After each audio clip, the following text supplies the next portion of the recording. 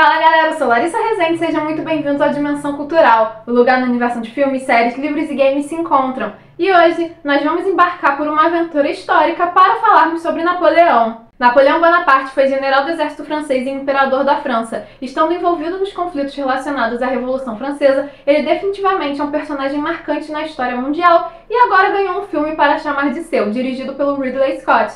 Mas será que o diretor conseguiu acertar ao representar essa figura tão marcante? Mas antes de falarmos sobre isso, já deixa o seu like nesse vídeo. Se você ainda não se inscreveu no canal, vai lá, se inscreve e ativa o sininho, pois você vai se apaixonar por essa dimensão. O filme vai trazer um olhar pessoal da origem de Napoleão Bonaparte até a sua rápida ascensão enquanto imperador da França. E isso vai ser apresentado através do relacionamento de Napoleão com a sua esposa, Josefina, na qual era um relacionamento bem volátil. Então a gente vai ver justamente as suas origens humildes enquanto um oficial de artilharia do exército francês, até a sua grandeza enquanto imperador e sua derrota e depois exílio na ilha de Santa Helena. Nesse momento a gente vai ver justamente o quanto Napoleão foi grande no quesito militar, necessitando de 7 coalizões de potências europeias para derrotá-lo.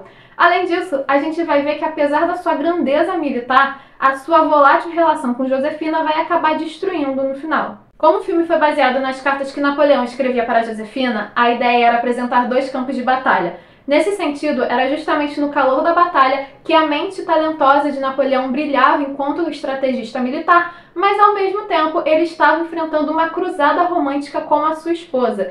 E parece que essa também é uma boa definição para o filme, pois Ridley Scott também parecia estar enfrentando uma batalha justamente ao tentar apresentar esses 2 eventos que foram apresentados de uma forma um tanto quanto diferente. E eu sei que o exagero nessas cenas era para mostrar o quão tóxico foi o relacionamento entre Napoleão e Josefina para os 2 lados. Só que algumas cenas em relação ao casal eram tão exageradas que chegavam a beirar o absurdo e por conta disso muitas vezes não conversavam com o restante do filme. Então eu acho que a questão é justamente essa. Parece que o Ridley Scott ele não soube desenvolver bem as cenas do casal, enquanto ele soube desenvolver de uma forma excepcional as cenas de guerra. Então eu acho que no geral é mais ou menos isso. Parece que o diretor ele não conseguiu trabalhar com a ideia do Napoleão homem como ele conseguiu trabalhar com a ideia do Napoleão general. Definitivamente, o general foi muito melhor desenvolvido, muito melhor apresentado no filme do que o homem. Já em relação às questões históricas, eu não tenho muito o que reclamar, até porque é um filme e enquanto um filme ele tem total liberdade de trazer uma romantização. Então nós sabemos que algumas coisas que foram apresentadas ali, elas realmente não aconteceram da forma que foram apresentadas. Só uma cena de fato relacionada à incursão de Napoleão no Egito que me incomodou porque eu achei que foi uma romantização absurda, mas fora isso, a questão da romantização do filme estava até bem sóbria, trouxe fatos e atitudes dos personagens bastante realistas. E assim, eu acho que o diretor ele pecou muito mais em relação aos comentários grosseiros que ele fez sobre os historiadores do que por trazer uma cena viajada demais.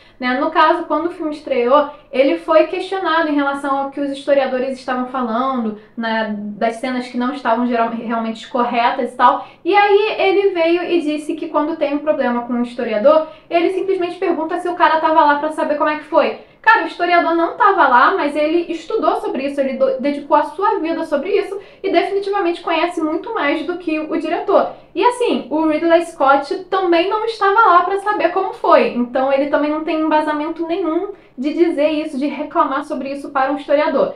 Então assim, eu acho que ele teria agido de uma forma muito mais correta ao dizer que o filme é a sua visão sobre a vida de Napoleão do que de fato ser grosseiro com pessoas que sabem mais do que ele. Eu acho que a grande questão do filme, a grande polêmica do filme está muito mais relacionado ao comentário, à postura do Ridley Scott, do que necessariamente ao que foi apresentado no filme em si. E a gente consegue ver de fato que as cenas românticas, como eu falei, elas são sóbrias, mas elas são nitidamente, nessas cenas romantizadas, elas são nitidamente a versão do diretor. E enquanto um filme tá tudo bem ser a versão do diretor. Ninguém precisava ser grosseiro com ninguém. E eu acredito que o incômodo histórico ele é muito mais relacionado com a montagem do filme do que com a veracidade histórica em si.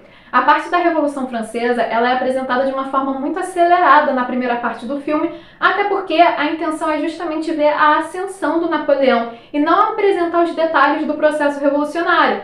Só que assim, não ficou uma parte muito legal. Eu acredito que nem tenha sido necessariamente pela velocidade, mas sim da forma que foi apresentada. Foi algo um pouco perdido. Eu senti o filme um pouco perdido em relação à Revolução Francesa e que não soube explicar muito bem o que estava acontecendo e como Napoleão estava envolvido.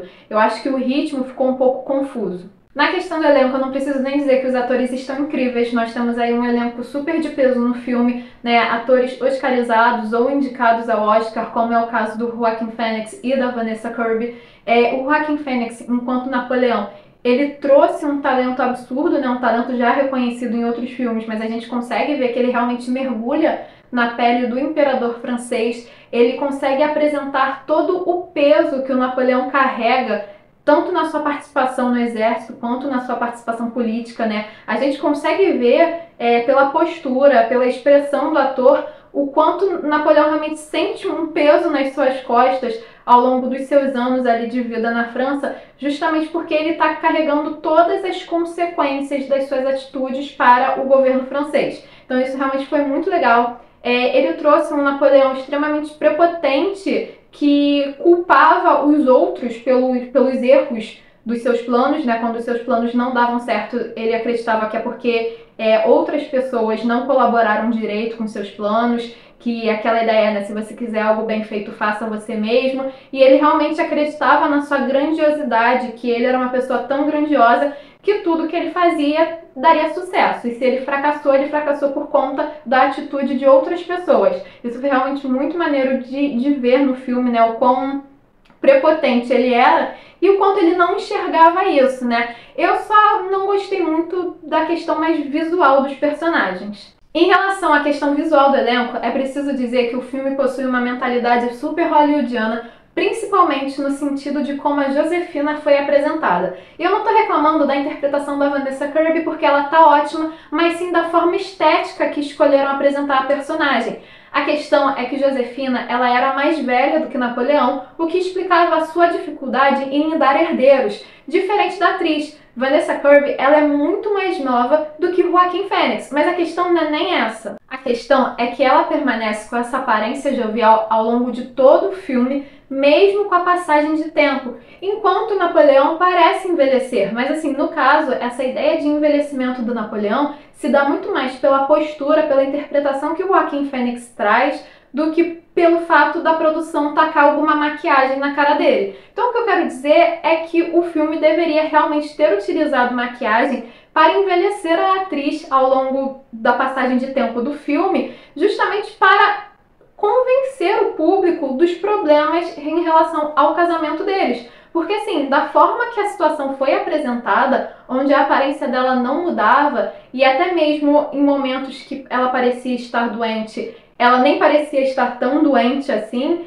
fica muito difícil acreditar que a Josefina se tornou estéril por conta da idade avançada, porque ali ela não parece ter idade avançada nenhuma, muito pelo contrário, né, na parte final do filme, onde os filhos dela do primeiro casamento já estão grandes, é algo tão absurdo que parece que ela tem a mesma idade que a filha. De uma forma geral, Napoleão não é um filme ruim, mas ele também não é a obra-prima do diretor. Ele é um excelente filme de guerra, um excelente filme de guerra mesmo, conseguindo trazer toda a grandiosidade do Napoleão enquanto imperador francês, mas o Ridley Scott não soube trabalhar a vida pessoal do personagem. Apesar disso, o filme possui uma narrativa instigante, consegue envolver o público, não sendo cansativo em momento nenhum. Então assim, Napoleão de fato ele consegue ser um filme faraônico, como foi prometido pelo Ridley Scott, mas ele possui as suas falhas. E vocês, já assistiram Napoleão? O que acharam? Curtiram? Acham que ele deveria ter tido mais indicações ao Oscar? Deixe a opinião de vocês aqui nos comentários e não se esqueça de curtir esse vídeo e de se inscrever no canal para continuar acompanhando as nossas aventuras. Nos vemos na próxima!